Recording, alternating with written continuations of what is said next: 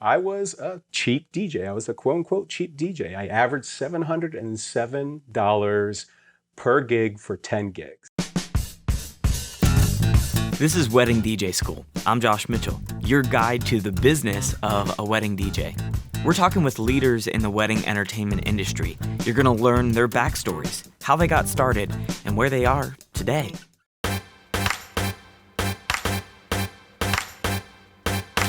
We're back with Lou Paris for part 2 of our conversation together. If you missed the last episode, here's a quick recap to catch you up. Lou got started in the late 80s in the club and college circuit. He spent some time in radio and was exposed to a lot of different genres. And that's a takeaway for you right now. Exposure to a lot of genres is a competitive edge, especially as a wedding DJ. He also talked about how he bought what he could afford. He didn't start off his company with all this crazy equipment. He started with what he could afford and then grew his company from there. We're picking up this episode talking about pricing and figuring out what to charge. And one of the questions DJs ask all the time is, how much should I charge? We're going to spend some time unpacking that today. So here's Lou Paris. I was a cheap DJ. I was a quote unquote cheap DJ. I averaged $707 per gig for 10 gigs. And it was around that 7th or 8th one where I really saw that the interest was out there. I knew that the demand was out there. And I made what I would call my critical mistake. When I first started, I really priced myself in the concept of, okay, I really just need to get clients. I just want to get, people to start reviewing me. And there's nothing technically bad about that. But what I probably should have done instead is have a higher rate and then discount it a little bit. So this way it didn't appear that I was quote unquote the cheap DJ. Because what ended up happening, I want to say like 11 or 12 gigs ultimately signed at that lower rate.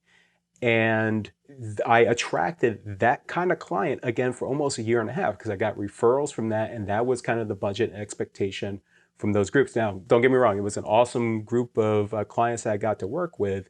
But when I switched over to a rate, and thank you, David Nazario, who is a multi-op that's about an hour and a half south of me, he kicked me in the ass. I did a couple fill-in gigs for him for his business.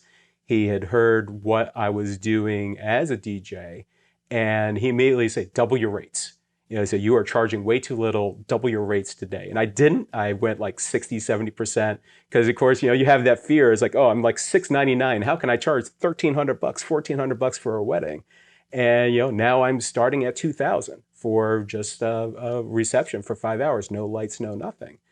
And, he kind of gave me that push and that drive. And now that I kind of reflect on things, I think I would have been a little better off if I truly priced myself right, even with, shaking off the cobwebs and re-getting into the industry. After those first couple of gigs, I should have been immediate, this is perfect. Let's go to my regular rate and have that like initial published rate that would have been higher at that point. But, it's something that you kind of learn over time. And, I always say you have to price yourself according to what you feel your skills are and what you offer people, but don't also undervalue yourself because you can easily fall in a trap that way. Absolutely. I totally agree. And I noticed the same exact thing. I mean, I was on a very similar path as you, and it was a photographer that came to me and said, how much are you charging, just if you don't mind me asking? And I think I told her like $600 or $700. And she looked at me and she pulled me aside and just really quietly, she said, do you know I'm walking out of here today and I'm getting paid around $6,000?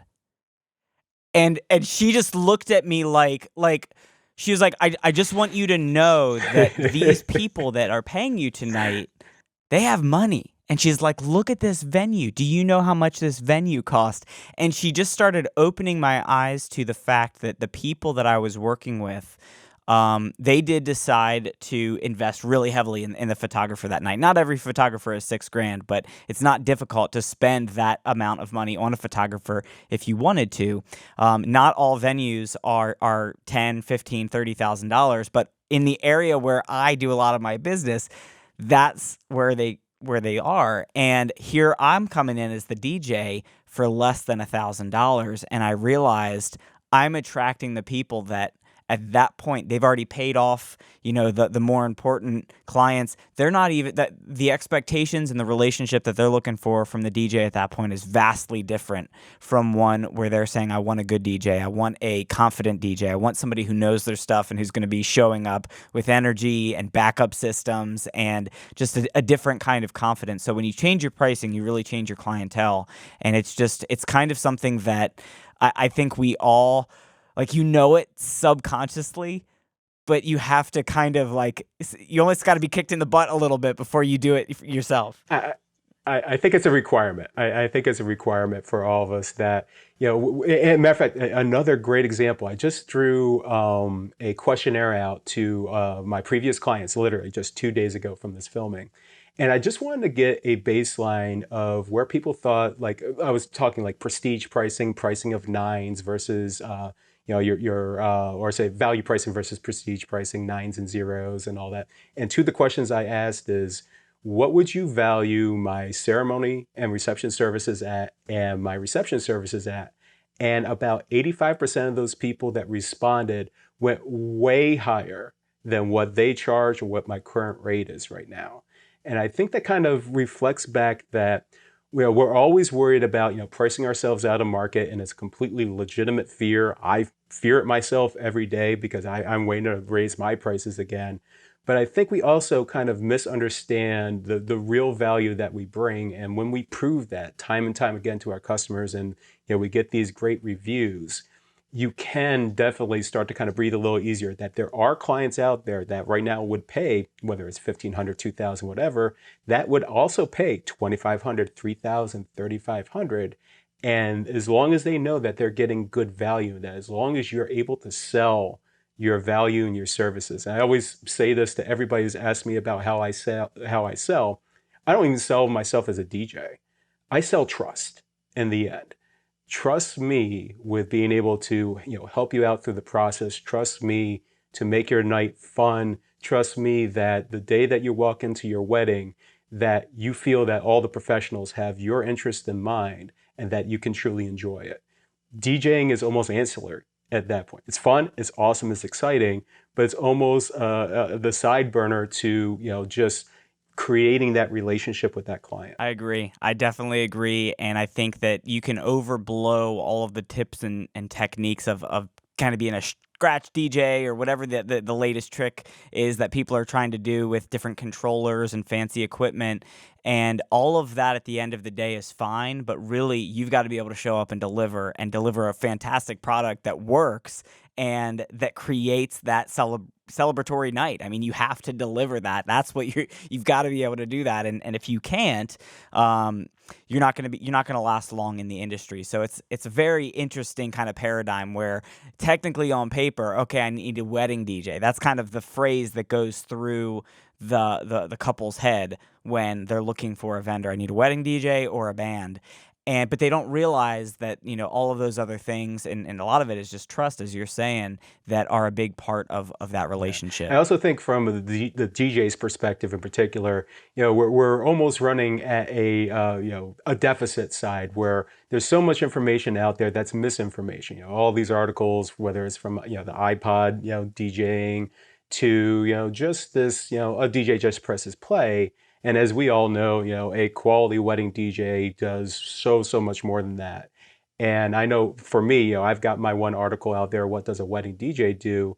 But I think it's up for all of us to inform our clients, that, even if they have some knowledge about it, really deep dive in them, let them know exactly what you're doing. And again, I want to shake my head a little bit when I see a lot of these DJs websites and you see they're selling equipment. They're selling this. They're not selling the experience and they're not selling their value. And I think the more that we talk about that and the more we focus on those experiences and what you ultimately offer beyond the equipment side of the equation, I think that's where, as a whole, the industry gets uplifted from that because everybody will be much more informed in the end. We'll be back with Lou in just a second, but I wanted to summarize some of the golden nuggets that he shared. I love what he said about it being a requirement to go through this phase when you realize that you're charging way too little and that you need to raise your prices. This is something that we all go through. So now that you know that, you can anticipate it. So what are you charging now? And what if you doubled it? What if you tripled it? And think about the clients that you want in a year or two from now. How can you start preparing? I also love how Lou doesn't sell himself as a DJ. He sells trust, and he helps people to understand that they're buying an experience and value. This is something that we can all implement into our businesses so that clients understand that they're buying an experience. We're going to continue our interview, but we're actually going to change gears a little bit. We're going to talk about a product that Lou has been working on. It's an online planning tool for all wedding vendors, not just DJs, and it's called eCUEity. That's spelled eCUEity. But the product isn't launched yet. Lou's actually been putting a lot of energy into it. He's a part of a business accelerator program to be able to get this thing up and running. But I wanted him to share a little bit about the thought and the energy that he's putting into it right now. I think it's going to help you to grow, because here's what I want you to pay attention to. Think about the mindset about the business owner. Think about the planning and the thinking required for the business owner. So let's hear from Lou about eCUEity. So the product is called eCUEity, and this was really born out of me when I started my wedding DJ business. I tried all the applications out there, and I'm not going to name names, but we already know the ones that have been out there for quite a while, and there's some new kids on the block as well. And, going through at that time, so we're talking like 2014 at this point, I was using 6 different ones, I think, at one point, trying them out, seeing what they did, what they didn't do. And I just didn't like the majority of them. A couple would have a couple good features here and there. Others were just really hard to use. And me as an IT person, if I'm finding it very difficult to use, other people are going to find it almost impossible. So I was at one point helping out the current application that I'm using right now to this day. I was helping out other people with some of the automation features and all that. There's a couple people actually selling services now for that. Kudos to them for that. But I really thought this needed a new look. And I've been lucky enough, in my IT career, I've done project management, I've done software development, I've done graphics design, I've done website designs. I've really had a lot of, feathers in my cap to kind of work off of. I kind of started putting pencil to paper, and I was like, this really could be better. I've seen better software on the IT community side that could fulfill these things. What if you kind of miniaturize that and make this available for the community? So that's when I kept on expanding on the idea. And ultimately, eCUEity was born out of it. And it's been a labor of love. I've actually done 4 runs trying to get this application out from people that I mentored that tried to help working on it for a few months, but they got burnt out from their day jobs and all that. I found some local people here that unfortunately they just didn't have enough time to put into it. And ultimately, I've invested now $30,000 in my own money. I cashed out my 401k, or half my 401k, and I've put my own money into it. And as of right now, it's 80% complete of the Essentials version, which will be kind of a really light, basic, for people who are, who be coming into this industry and doesn't know quite everything about it and haven't been too exposed to these applications, to people who have been exposed to the applications and only need the basic stuff. The Essentials interface would be really great for it. And then ultimately Premium will just hopefully will be leaps and bounds better than what's out there in the market right now.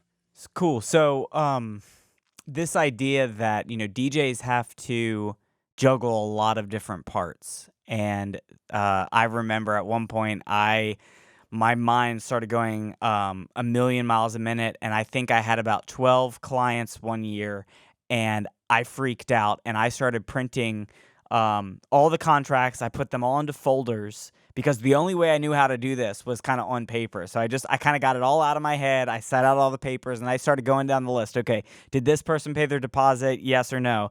And that's the only way that I knew how to do it, because when you are building a business and you're building something that's repeatable, you have to have systems that work over and over and over and over again.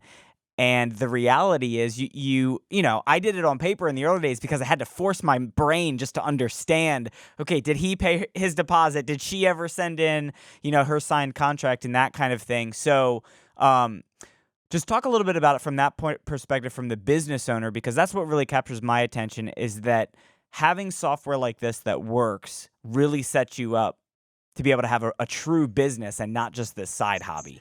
Absolutely, yeah. One of I want to kind of step back a little is most DJs and again photographers as well, videographers, caterers, planners, the works, everybody within this industry.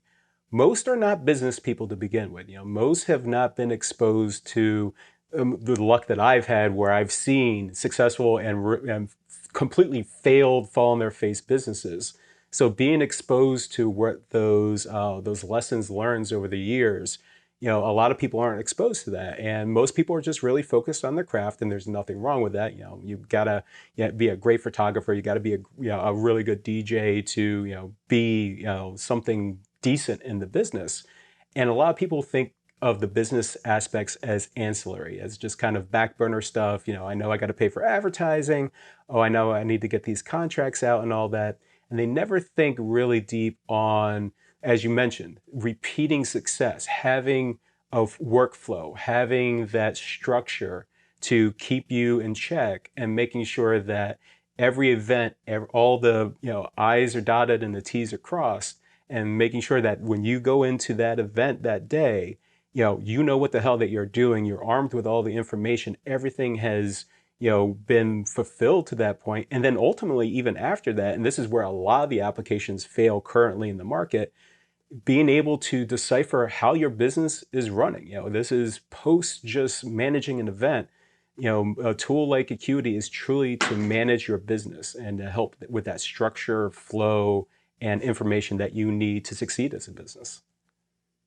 Yeah, and I think that there are an influx of tools out there, and people can kind of get quickly overwhelmed because you're not sure, do I use this one? Do I use this one? Wait, how much is this? And you can kind of get overwhelmed with all the different inputs that are out there. But the reality is, a wedding DJ, more than any other business owner, knows how multifaceted this this is, because you're managing not only some financial component to get some kind of deposit, make sure that you get the full balance paid, or whatever, however you handle that, but also you need an agreement that you're going to show up at a place and a time, and that you're going to provide specific services, and here's what happens if there's this, and all the different caveats that you have.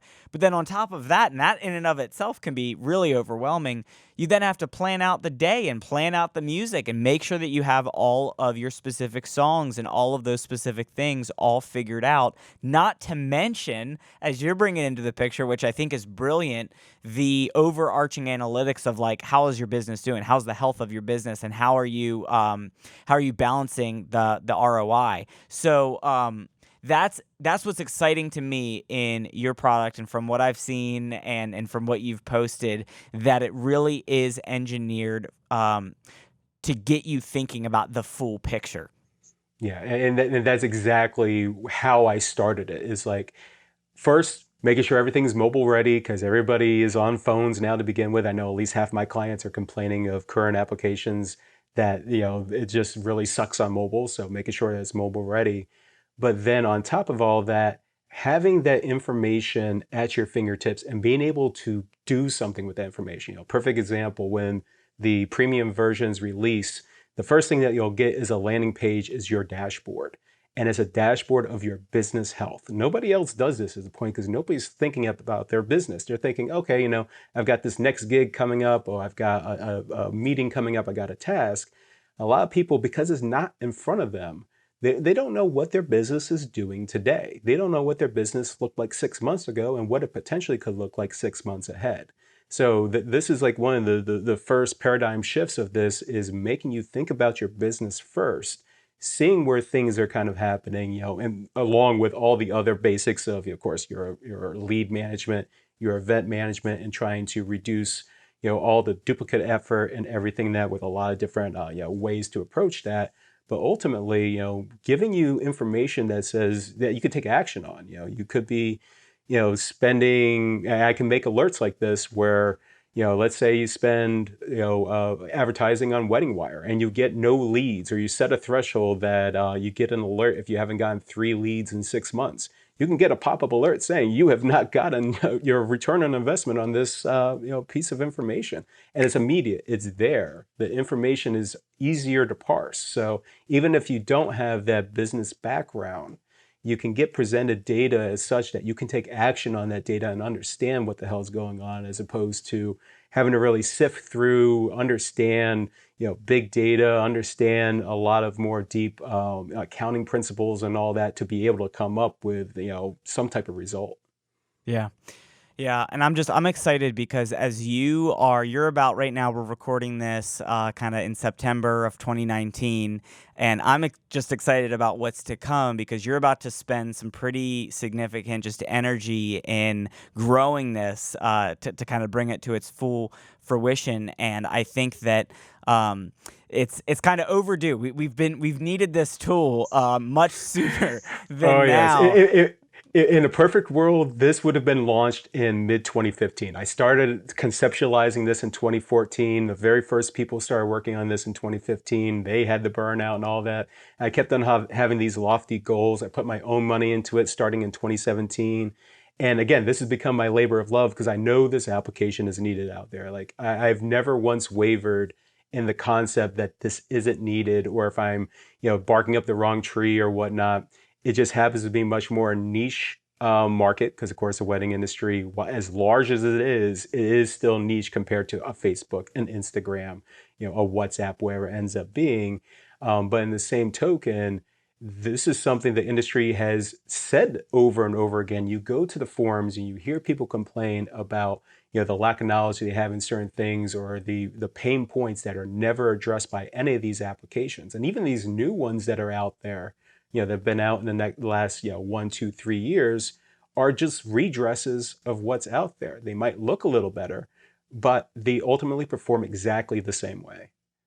Yeah, and this is something that as a guy who loves tech, but also, I mean, I studied English, so that was my undergrad degree was in writing and literature and that kind of things.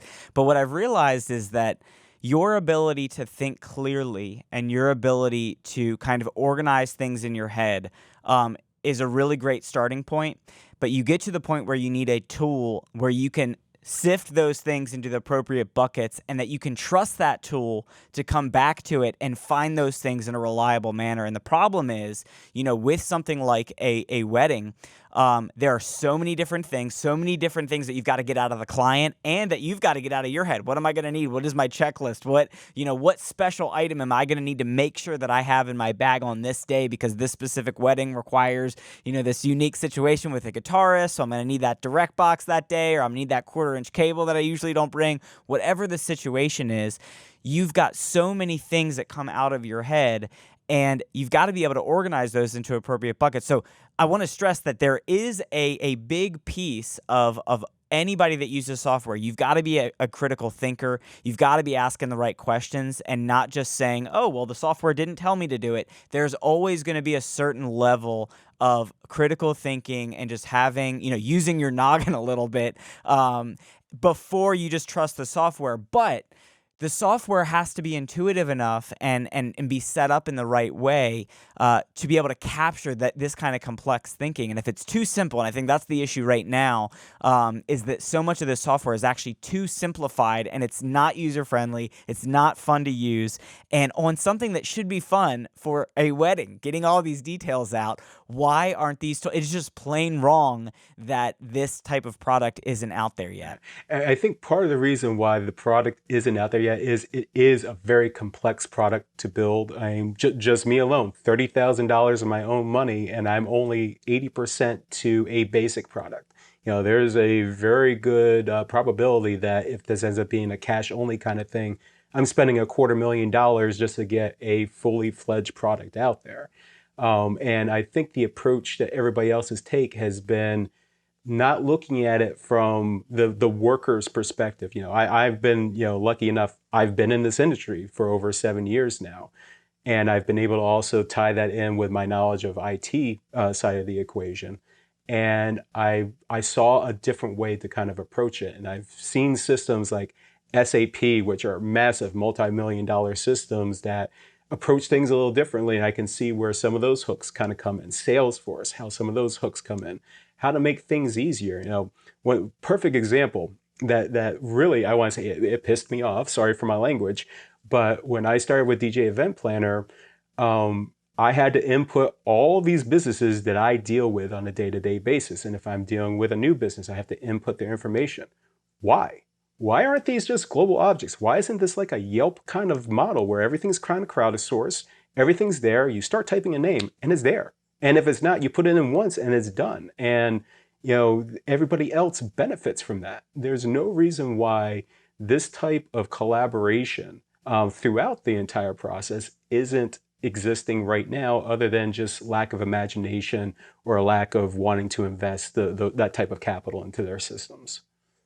Yeah, and I think it's what you're saying is it's key that the person that uses this software really also has to be the person who's out there in the field. And you've got to know the weight of what it's like when you don't have that phone number or when you don't have that key piece of information, whether it be, a timeline piece of information, or you're wondering, hey, did they ever pay the balance, or whatever it is.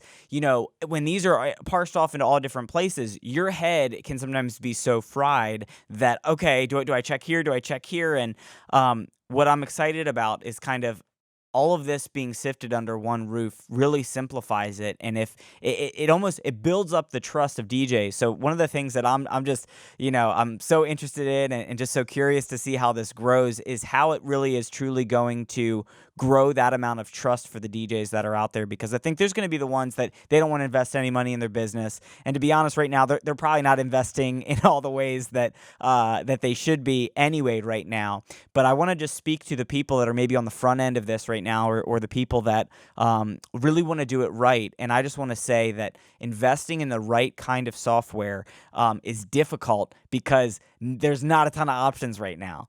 But depending on when you're listening to this, and I have no idea how, when this might be out there online and people listening, I do want to stress that I don't think any piece of software is ever going to solve all your problems if you don't have the ability to think clearly and just kind of sift it through like reality and making sure that you're thinking properly. You're missing out on it. So that's, if you are listening right now, that's the step that you can take toward that. But Lou, how can we find out more information and keep up to date with you about this and your journey and everything that's going to be happening in the months to come? Certainly. So I have a newsletter that you can subscribe to that I have not bothered people personally yet because I want to only put out pertinent information. But if you head over to eCUEity.com, so eCUEity.com, you can subscribe to the newsletter.